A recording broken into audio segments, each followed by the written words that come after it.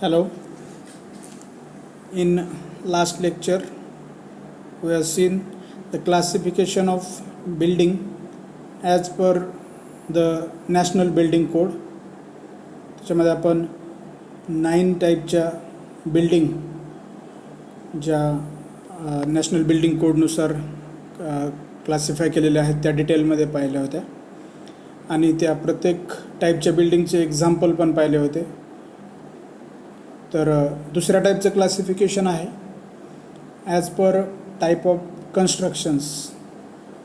Basically as per the type of constructions building structures are classified into these 3 types: load bearing structures, framed structures, composite structures.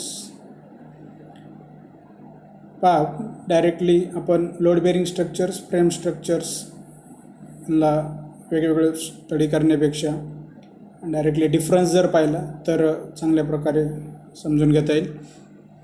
आणि exam point of व्ह्यूचं जर विचार केला तर एक्झाममध्ये नेहमी हा डिफरन्सवाला क्वेश्चन येतो.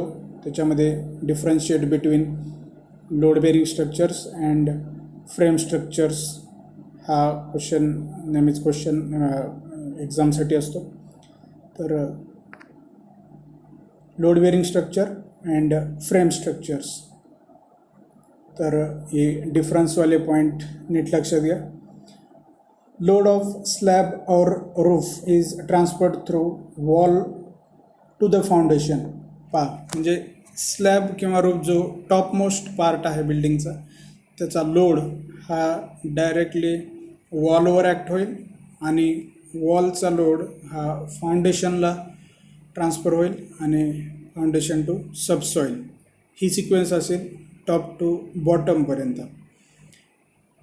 पण फ्रेम स्ट्रक्चरच्या बाबतीत फ्रेम स्ट्रक्चर्स म्हणजेच जे आपले सर्व जे स्ट्रक्चर्स कॉमन आहेत सध्या RCC स्ट्रक्चर्स ते सर्व फ्रेम स्ट्रक्चर्समध्ये येतात. तर फ्रेम स्ट्रक्चरमध्ये लोड ऑफ स्लॅब और roof is transferred through column to foundation. तिकडे कोण ट्रान्सफर करत होतं? लोड बेअरिंग स्ट्रक्चरमध्ये स्लॅबचा लोड वॉलवर आणि वॉलचा फाउंडेशनला.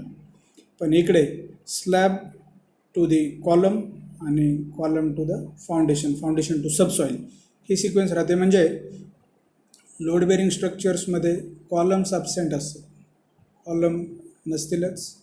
पण फ्रेम स्ट्रक्चर्समध्ये पूर्ण स्लॅब रूफचा लोड हा डायरेक्टली कॉलमवर ॲक्ट होतो आणि column to the foundation and foundation to the subsoil, हा टॉप टू द बॉटम ही सिक्वेन्स राहते मेंबर्सचे.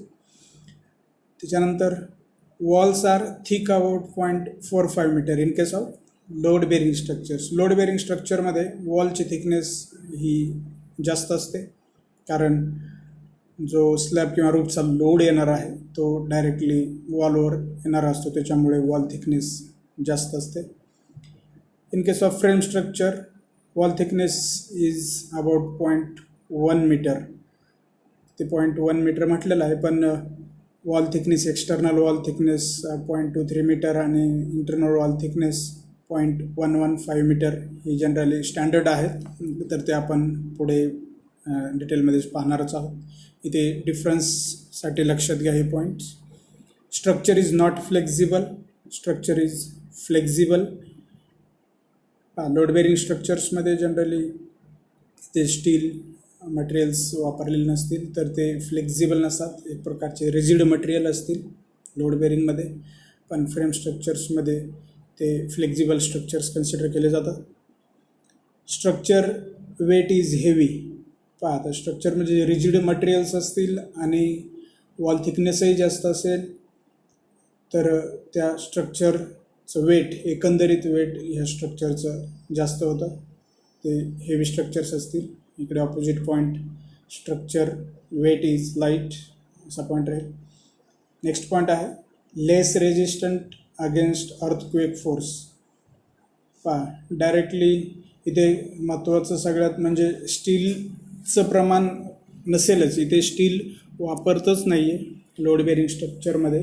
तर ते अर्थक्वेकसाठी लेस रेजिस्टंट असतील, म्हणजे अर्थक्वेक आल्यानंतर लोड बेरिंग स्ट्रक्चर्सचं नुकसान जास्त प्रमाणात होईल as compare to frame structure. ठीक आहे, तिकडे पॉईंट ऑपोजिट येईलच, more resistant against earthquake force. Next point आहे height is limited up to 3 stories. पहा आता ह्याच्यामध्ये एकतर फाउंडेशनपासूनच सुरुवात होते, फाउंडेशनमध्येच याची हाईट कमी घेतली जाते, जनरली 1 मीटरपेक्षा 1 मीटरपर्यंतच याची डेप्थ राहते लोड बेरिंग स्ट्रक्चरमध्ये फाउंडेशनची. तर त्याच्यामुळे वरती मल्टीस्टोरी आपण फार कन्स्ट्रक्ट करू शकत नाही, तिथे स्टीलही वापरलेलं नसतं. तर त्याच्यामुळे maximum 3 stories load bearing structures construct केले जातात. इन केस ऑफ फ्रेम स्ट्रक्चरमध्ये तसं काही लिमिट नाही आहे, त्याच्यामुळे मल्टीस्टोरीड बिल्डिंग तिथे कन्स्ट्रक्ट केली जाऊ शकते. Next, high bearing capacity foundation soil is required. पहा SBC असं वर्ड यूज करतो आपण, सॉईल बेरिंग कॅपॅसिटी ही हाय असायला पाहिजे, तरच लोड बेरिंग स्ट्रक्चर्स हे तिथे कन्स्ट्रक्ट केले जातील. Here, in case of frame structures, it can be constructed on any type of soil. तिकडे कोणत्याही टाईपच्या सॉईलवर हे फ्रेम स्ट्रक्चर कन्स्ट्रक्ट केले जाऊ शकतात, कारण तिथे महत्त्वाचं सर्वात म्हणजे स्टील वापरलेला असतो. इकडे स्टील वापरतच नाही, तर त्याच्यामुळे इकडे सॉईलचीच बेरिंग कॅपॅसिटी जास्त असावी लागते, म्हणजे चांगल्या क्वालिटीची सॉईल तिथे असावी लागेल खाली, तरच लोड बेरिंग स्ट्रक्चर्स तिथे कन्स्ट्रक्ट करता येतील. नेक्स्ट आहे heavy load on foundation. Here light load on foundation. तर वर एक्सप्लेन केल्यानुसार हा पॉईंट तुम्हाला समजेलच. Heavy load on foundation, light load on foundation का असेल ते. More time is required for construction. Here less time is required for construction. More time लागेल तिथे, कारण प्रत्येक मेंबर हा मॅन्युअली तिथे कन्स्ट्रक्ट करावा लागतो. जरी ब्रिक मॅशनरी असेल किंवा स्टोन मॅशनरी असेल तर एक मेंबर तिथे कन्स्ट्रक्ट करावा लागतो. बल्कमध्ये आपण इथे कन्स्ट्रक्ट करू शकत नाही, कारण इथे कॉन्क्रीट वगैरे नसेल, तर ते मल्टीटास्किंग काम इथे चालणार नाही, त्याच्यामुळे टाईम जास्त लागतो. लोड बेरिंग स्ट्रक्चरचे कन्स्ट्रक्शन करण्यासाठी इकडे लेस टाईम लागतो. नेक्स्ट पॉईंट आहे लेस कार्पेट एरिया. कार्पेट एरिया लेस भेटेल, कारण बाकीच्या याच्यामध्ये एरिया जास्त जातो वॉल थिकनेस वगैरेमुळे. इकडे मोर कार्पेट एरिया मिळतो. हे कार्पेट एरिया वगैरे तुम्ही पाहिलेलंच आहे, किंवा तुम्ही BPDमध्ये पुन्हा पाहणार आहात डिटेलमध्ये. मोर material required, less material is required. पहा इकडे मटेरियलही जास्त लागेल, एकंदरीत सर्व मटेरियल जास्त लागेल, इकडे कमी लागेल फ्रेम स्ट्रक्चरच्या केसमध्ये. Costly structure, economic structures. तर हे आहेत major difference point load bearing structure आणि फ्रेम स्ट्रक्चरमध्ये. सेपरेट जरी पॉईंट विचारलं तरी तुम्हाला हे सर्व पॉईंट्स लक्षात कम्पॅरेटिव्हली चांगलं लक्षात ठेवता येतं, त्याच्यासाठी मी डायरेक्टली कम्पॅरेटिव्ह दिलेलं आहे. आणि थर्ड क्लासिफिकेशन आहे according to the construction of building structures. Third आहे कॉम्पोजिट स्ट्रक्चर. तर composite as name itself indicates that composite structures are the combination of frame and load bearing structures. A structure which is a combination of frame and load bearing structures is called as composite structures. ठीक आहे, हे simply पहिल्या दोनचं combination आहे, पण ते कॉम्बिनेशनही properly केलेलं असतं, डायरेक्टली कॉम्बिनेशन करता येत नाही कसंही. त्याच्यामध्ये in this type of structures external walls are constructed load bearing type and intermediate supports are given through slab column frames.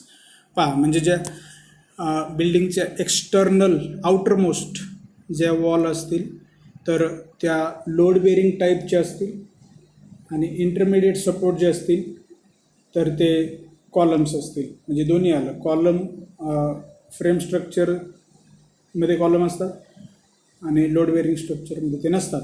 पण इथे स्लॅबचा लोड हा आउटर साईडचा लोड स्लॅबचा तो वॉलवर येईल आणि इंटरमिडिएट सपोर्टसाठी कॉलम असतील. तर हे थोडक्यात लोड बेरिंग स्ट्रक्चरचं आणि फ्रेम स्ट्रक्चरचं कॉम्बिनेशन झालं, त्याच्यामुळे हे स्ट्रक्चर तयार होईल ते कॉम्पोजिट स्ट्रक्चर असेल. These are generally constructed for structures which are longer in length. पहा, स्ट्रक्चर एकसारखे लॉंगर असतील, म्हणजे तुम्ही पाहता काही स्ट्रक्चर्स हे एकदम थ्रूआउट काही 100 मीटर 150 मीटरपर्यंत पण कंटिन्युअस असणारे स्ट्रक्चर लॉंग स्ट्रक्चर्स असतील, तर त्या केसमध्ये अशा टाईपचे कन्स्ट्रक्शन केले जातात कॉम्पोजिट स्ट्रक्चरचे. Composite structures are rarely constructed. पहा, तर आता अशा टाईपचे जनरली कन्स्ट्रक्शन्स नाही आहेत, म्हणजे फार जास्त प्रमाणात नाहीत, फारच कमी प्रमाणात कॉम्पोजिट स्ट्रक्चर्स अवेलेबल आहेत, कन्स्ट्रक्ट केले जातात. तर हे तीन टाईप अकॉर्डिंग टू कन्स्ट्रक्शन्स इथे लक्षात घ्या. जो पुढचा पार्ट असणार आहे तो आपण नेक्स्ट लेक्चरमध्ये पाहू. So thank you so much.